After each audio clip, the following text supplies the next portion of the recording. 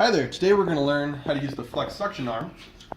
To mount this here, you're going to mount the suction cup right onto the window, press, and then pull the lever.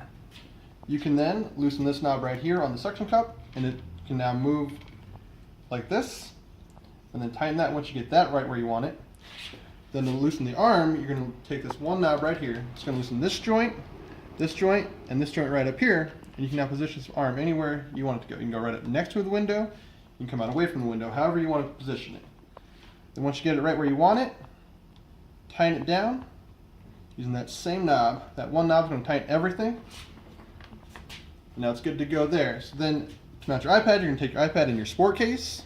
Using this adapter right here, is going to click into here.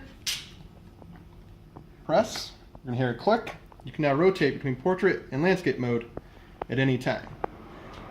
Then to release the iPad, just press right there on the sport adapter and it'll release just like that.